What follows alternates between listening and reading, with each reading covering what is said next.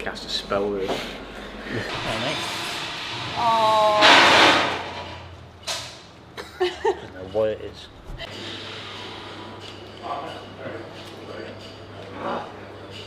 Chop, chop, chop and watch it.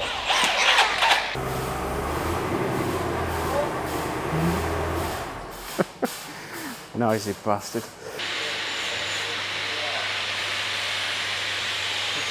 I thought you were good at this, Louis. Come on, mate. You can do it.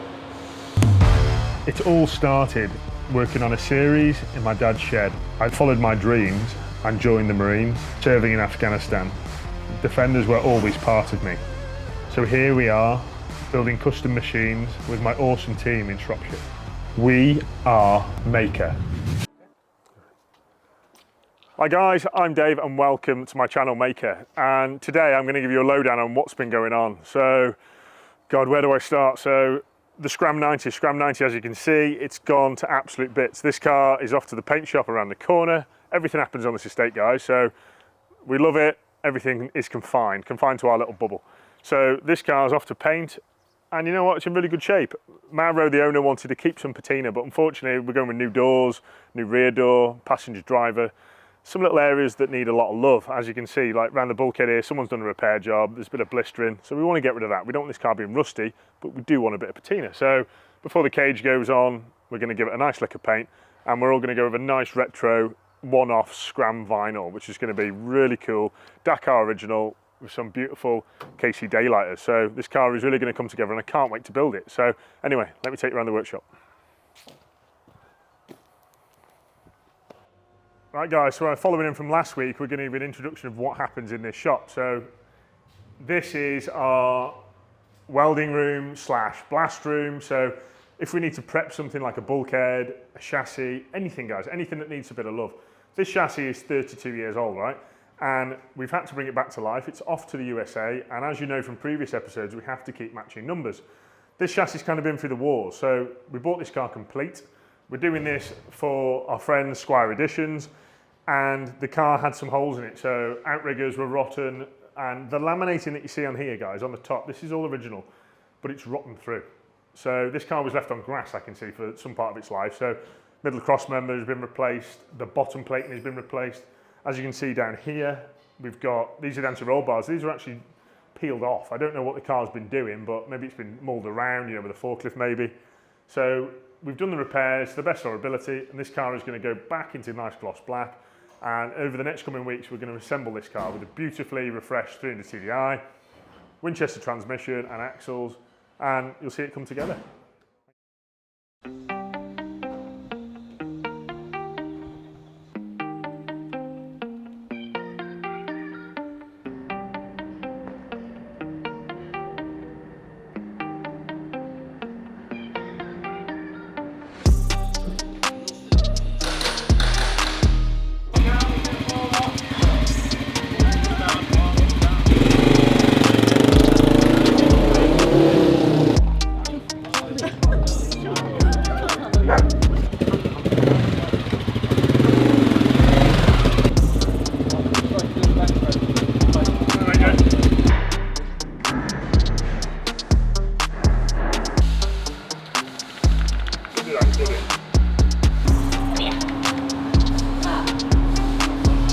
Stop putting me on things.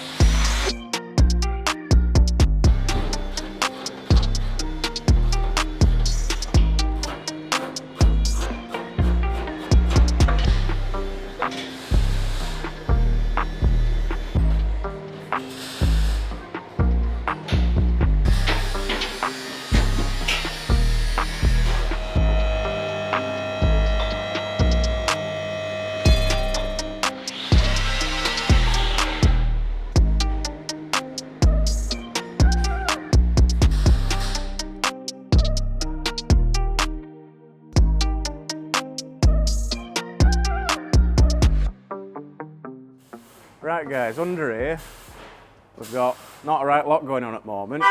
Standard fuel tanks down here, and we're on with making his own long range fuel tank. Normal engine, you're not going to worry about it so much, but with the engine in this, there's a lot less mile to gallon going on, and you're not going to get right far with the standard amount in the standard tank.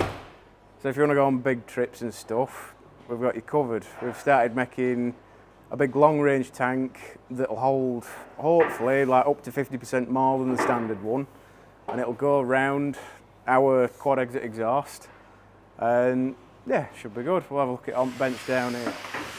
So over here we've got this tank. It's a good size, bigger than the original, a lot deeper, and it's all made out of aluminium. And yeah, like I say, going through it with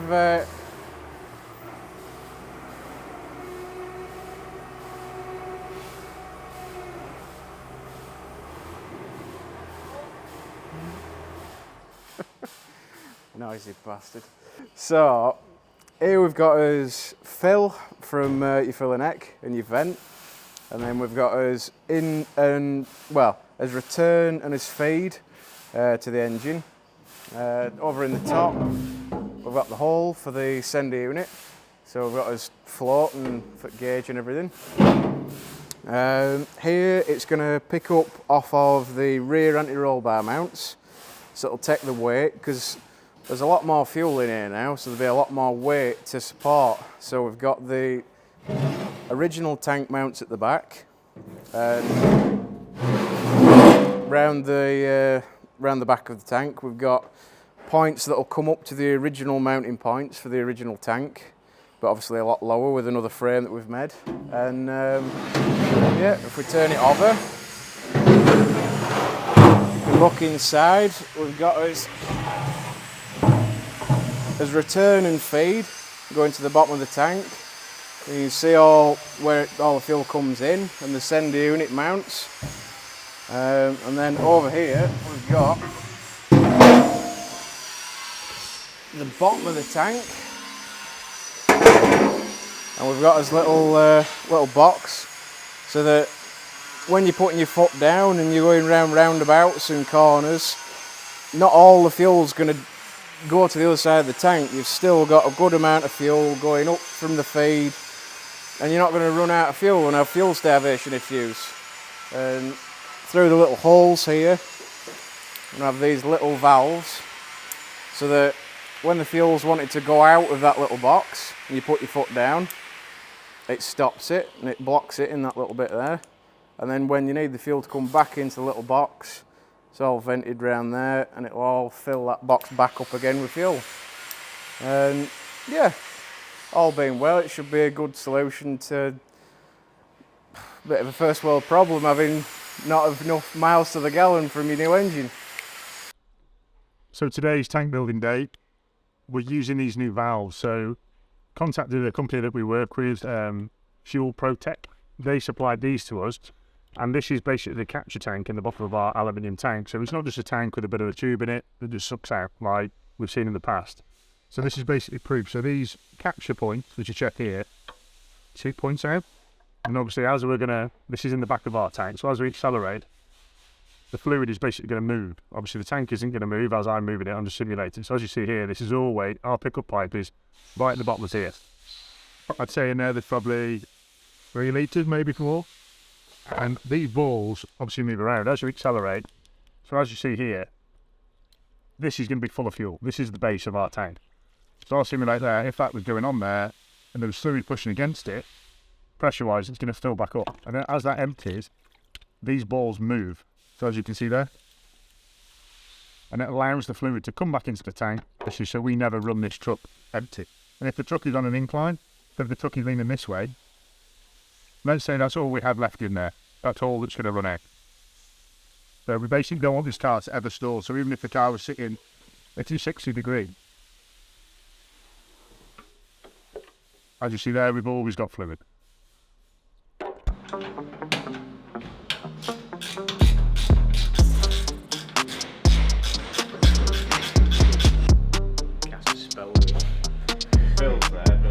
But the thing, if it's like that, when you put your foot down, you're gonna. Oh, you don't.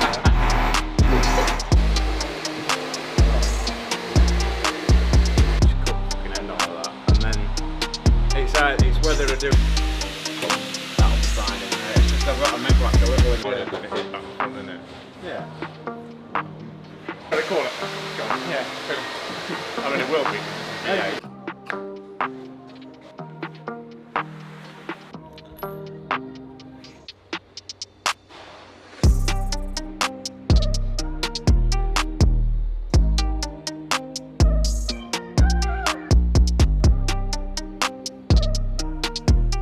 So, leading on from last episode, Carrie's 90. So, we've given it more love this week. It's had a Loft rear shaft, it's had a Loft clutch inside it, it's had all new Swepco gears, and sorry, gear oil, not gears.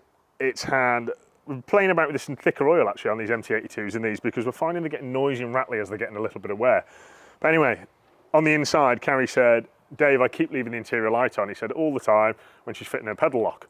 So what we gave her is footwell lights. Jeremy's been busy doing that today, and we've given a nice, you know, footwell area so she can see what she's doing when she's fitting the pedal lock.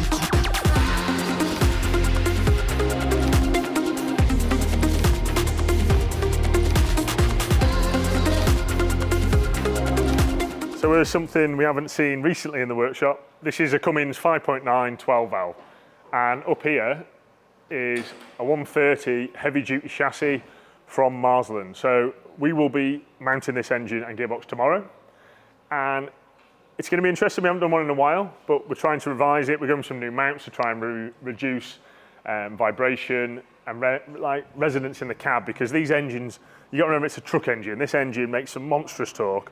This is our adapter here, and this is a 1003 stage 2 transfer case from Winchester, and it's going to be a fair beast when it's done.